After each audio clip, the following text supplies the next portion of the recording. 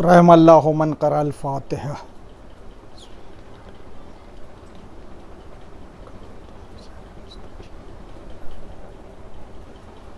अल्लाहुम्मा सल्लि अला मुहम्मद। अऊज़ु बिल्लाहि मिनश शैतानिर रजीम। बिस्मिल्लाहिर रहमानिर रहीम। अल्हम्दुलिल्लाहि रब्बिल आलमीन। वस्सलातु वस्सलामु अला अशरफिल अंबियाए वल मुरसलीन खैरुल मुबश्शिरीन वल मुनज़रीन शफ़ीउल मुज़निबीन अल मुखातबे ताहा व यासीन अल नबिय्युल मुअय्यद व रसूलुन मुसद्दद अबिल क़ासिम मुहम्मद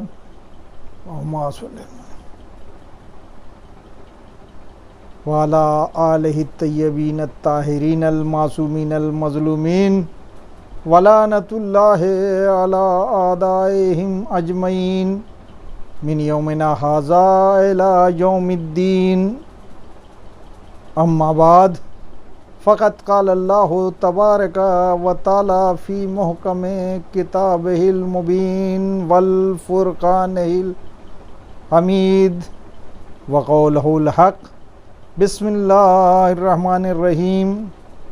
वमा अलैना इल्लल बलागुल मुबीन। सलावत। खुदावंद आलम ने तौफ़ीक़ अता की है कि इस आय करीमा के ज़ैल में आज चौथी गुफ्तगू का शरफ़ हासिल कर रहा हूँ। इरशाद रब्बुल इज़्ज़त होता है,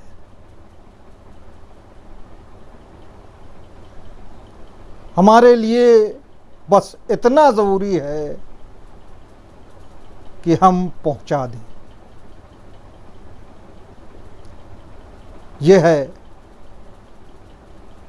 इस आय करीमा का मफ़हूम।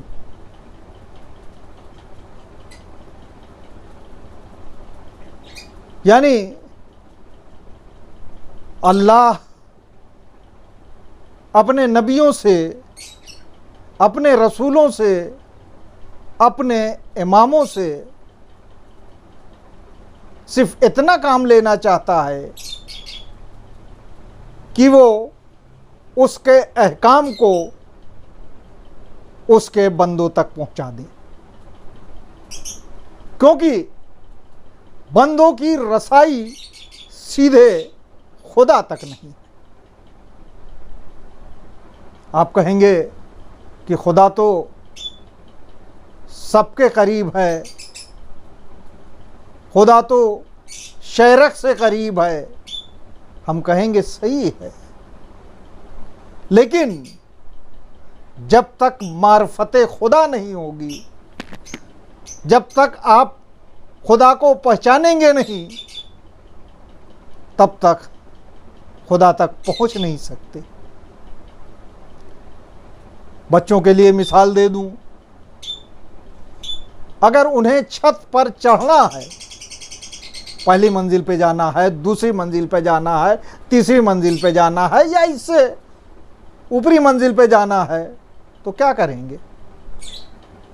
उनके लिए ज़रूरी है कि पहली मंजिल पर पहुंचने के लिए अगर 10 जीने या 12 जीने बनाए गए हैं, तो उन जीनों के ज़रिए चला जाए और पहली मंजिल पे आप आसानी से पहुंच सकते हैं। अगर जीनों का इस्तेमाल नहीं किया जाएगा तो जाहिर सी बात है उस मंजिल तक पहुंचना आसान नहीं होगा, बल्कि ये कहूं कि नामुमकिन होगा तो गलत नहीं होगा। इसी तरह से अल्लाह ने अपनी बातों को पहुंचाने के लिए अपने अहकाम को पहुंचाने के लिए अपने हादी भेजे, रहनुमा भेजे। ये हादी वो थे जो खुदा की मार्फत रखते थे, जिन्हें खुदा की मार्फत थी, जो जानते थे कि अल्लाह एक है, वो बेनियाज है और उसने ना तो किसी को जना है, ना उसको किसी ने जना। इसीलिए बंदों से कहते थे, कहो ला इलाहा इल्लल्लाह। जब कोई बंदा कहेगा कि कोई खुदा नहीं है सिवाय अल्लाह के, कोई अल्लाह नहीं है सिवाय अल्लाह के, तो अगर उसके इर्द गिर्द ढेरों उसके बनाए हुए खुदा होंगे तो जाहिर सी बात है कि उससे उसकी मोहब्बत ख़त्म हो जाएगी। और जब मोहब्बत ख़त्म होगी तभी वो ऐलान करेगा या वो इस बात का इकरार करेगा कि ला इलाहा इल्लल्लाह, कोई नहीं है सिवाय खुदा के। तो हमारे नबियों ने, जनाब आदम ने, जनाब नूह ने, जनाब इब्राहीम ने, जनाब मूसा ने, जनाब ईसा ने, यहाँ तक कि 1,24,000 नबियों ने यही तो कहा कि अगर कामयाबी हासिल करनी तो सिर्फ और सिर्फ अल्लाह को मानो, अल्लाह से डरो। यानी उसको अब न दाएं वाले से डरने की जरूरत है, न बाएं वाले से डरने की जरूरत है, न दरमियान वाले से डरने की जरूरत है। उसको अगर डरना है यानी खौफ खुदा रखना है तो सिर्फ अल्लाह से। और ये पहली सीढ़ी थी। ये एक इतनी मजबूत सीढ़ी है कि अगर इसका किसी ने इकरार कर लिया, यानी उसने दिल से मान लिया कि अल्लाह एक है, तो फिर अल्लाह का सारा खजाना उसके सामने आ जाएगा। खुदावंद आलम ने तो यही कहा ना कि मैं एक छुपा हुआ खजाना था, कंजन मख्फिया, मैं छुपा हुआ खजाना था। और जब चाहा कि पहचाना जाऊं तो मैंने नूर को खल किया। ये नूर कौन था? ये नूर मोहम्मदी था, रसूल अल्लाह का नूर था, जिसने दुनिया को बनते देखा, जिसने खुदा के हर कमालात को देखा। ये नूर मोहम्मदी थे। और जनाब रसूल खुदा ये भी फरमाते हैं कि अना वो अलीउन मिन नूरिन वाहिद, यानी एक ही नूर के दो टुकड़े, अली और नबी, मोहम्मद और अली। यानी जो चीजें रसूल की आंखों ने देखी उसी को हजरत अली ने भी देखा। यानी पूरी दुनिया को बनते हुए अली ने और नबी ने, यानी पूरी कायनात को बनते हुए हजरत अली ने भी देखा और मोहम्मद मुस्तफ़ा सल्लल्लाहु अलैहि वसल्लम ने भी देखा। इसीलिए रसूल ने फरमाया, मैं शहर इल्म हूं और अली उसका दरवाजा। यानी रसूल को जिन चीजों का इल्म है, चाहे वो गैब की बातें हों, उसका इल्म उनके दरवाजे यानी हजरत अली अलैहिस्सलाम को। और क्यों ना होता जब दोनों एक ही नूर के हिस्से थे। और रसूलुल्लाह ने तो यहां तक कहा कि नहीं पहचाना किसी ने अली को सिवाय मेरे, और नहीं पहचाना किसी ने मुझे सिवाय अली के और खुदा के। सलावत। अज़ीज़ान मोहतरम, मुहर्रम की मजलिसें हैं। वक्त कितनी तेजी से निकल जाता है पता नहीं चलता।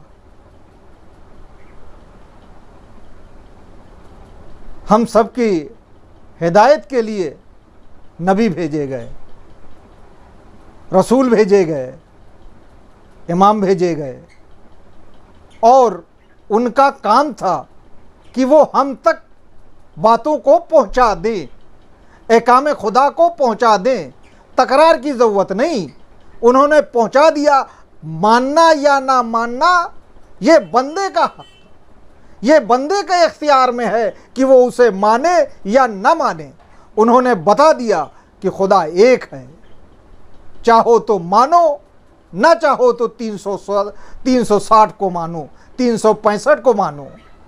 उन्होंने बता दिया कि कुरान हिदायत है, चाहो तो इसे पढ़ो और चाहो तो इसे रट्टू तोता की तरह रट लो। लेकिन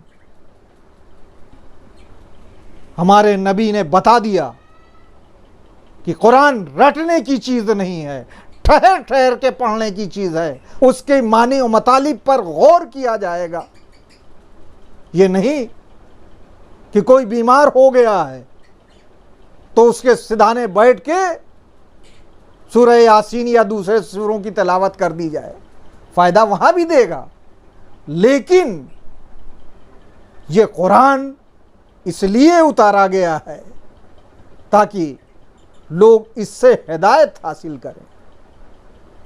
कुरान में वाक़े हैं, कुरान में उन बातों को बताया गया है जो इंसान नहीं जानता। ऐसे ऐसे रुमूज इसमें छुपे हुए हैं। जब आदमी इस पे तफक्कुर करेगा, इस पे गौर व फिक्र करेगा, तो उसके सामने राज खुलते जाएंगे। लेकिन जब नबी आए तो उनके ज़माने में जालिम भी थे। नबियों ने चाहा इंसानों की हिदायत हो जाए, जालिमों ने चाहा कि उनकी मनमानी चले, उनकी दादागिरी चले,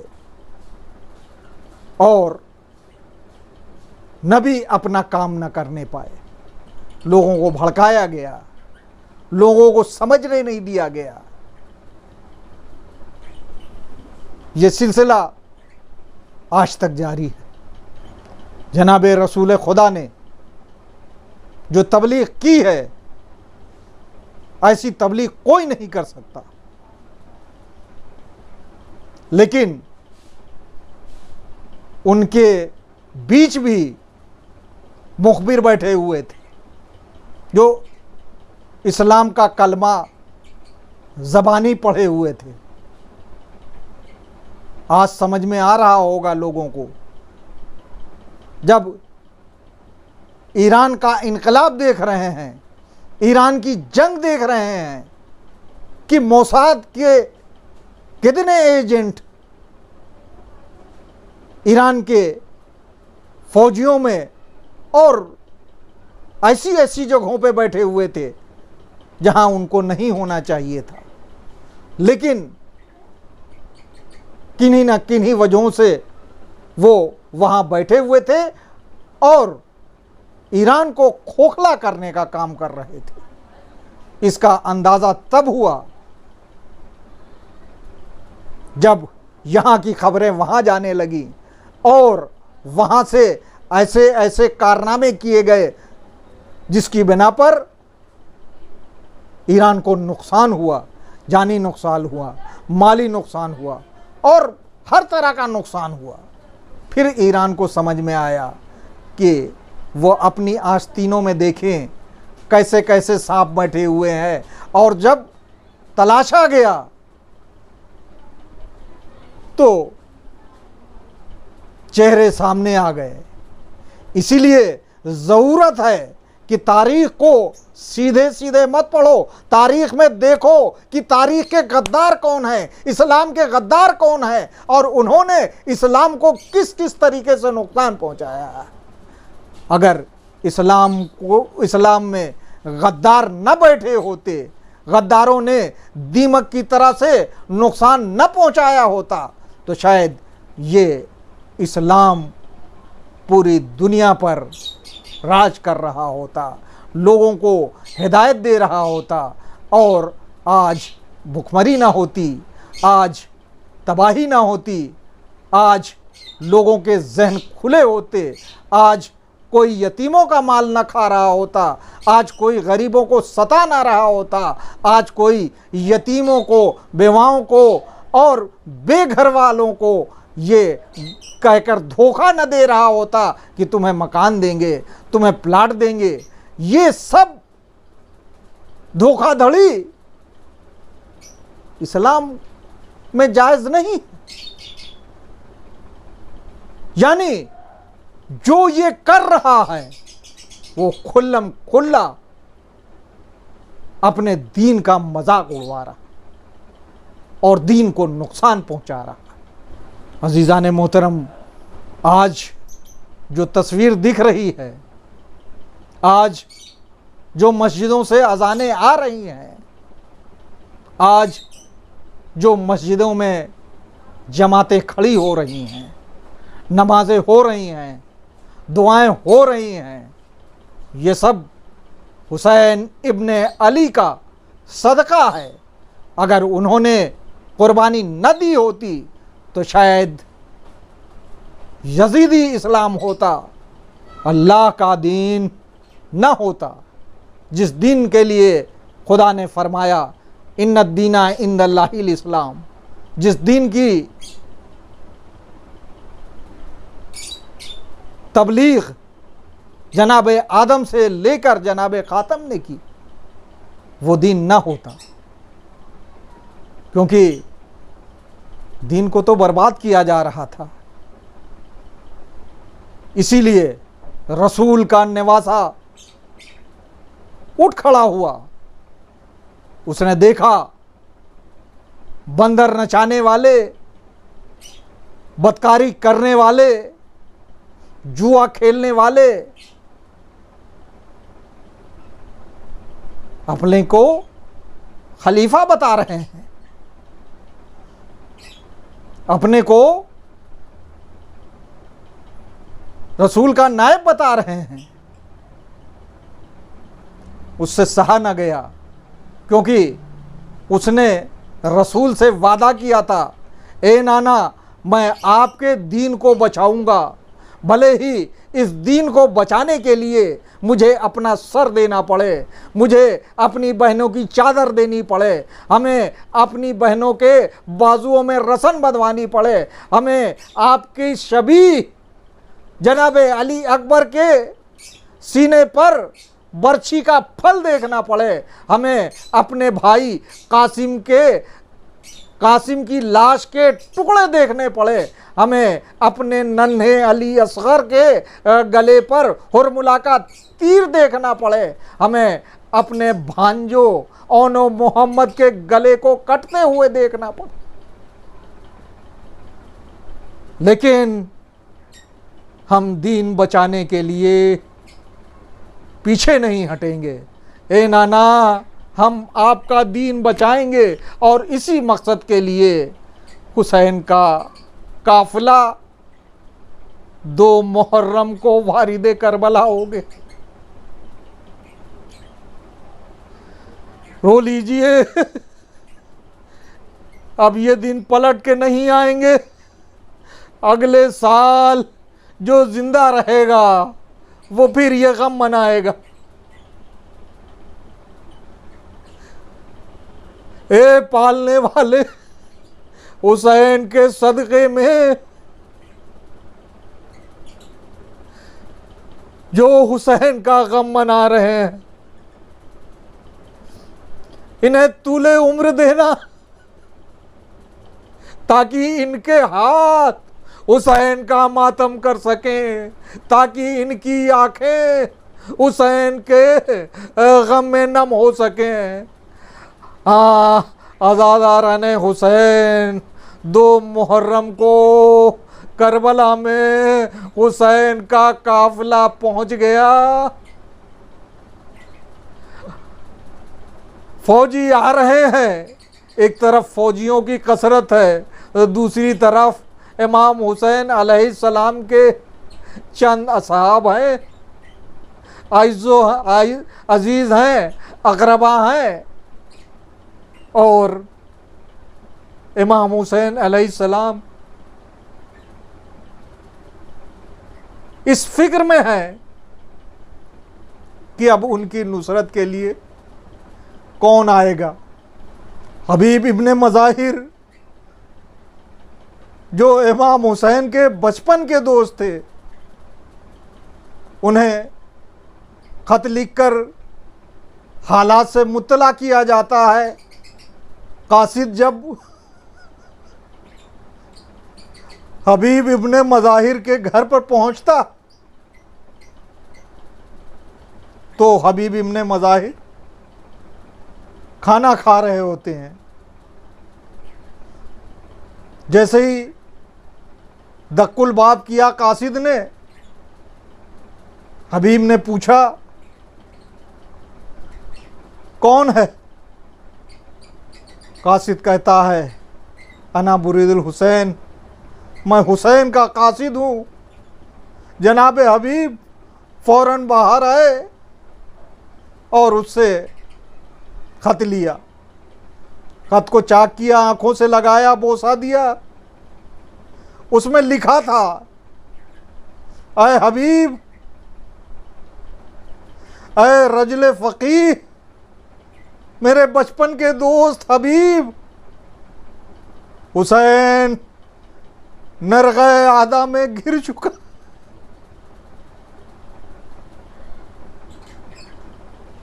हबीब ने खत पढ़ा, दिल तड़प गया होगा, आंखों से आंसू छलक गए होंगे, गमगीन हुए होंगे। बीबी ने हबीब का चेहरा देखा, पूछा, क्या बात है, क्यों परेशान हो गए? हबीब ने बताया कि इमाम हुसैन का कासिद आया है और इमाम नरग़े आदा में घिर गए, मदद के लिए बुलाया। अब बीबी पूछती है, तो फिर क्या इरादा है? शायद हबीब इब्ने मज़ाहिर ने अपनी बीबी का इम्तिहान लिया, कहा, सोच रहा हूं कि क्या करूं। बीबी कहती है, मोमिना थी, कहती है, हबीब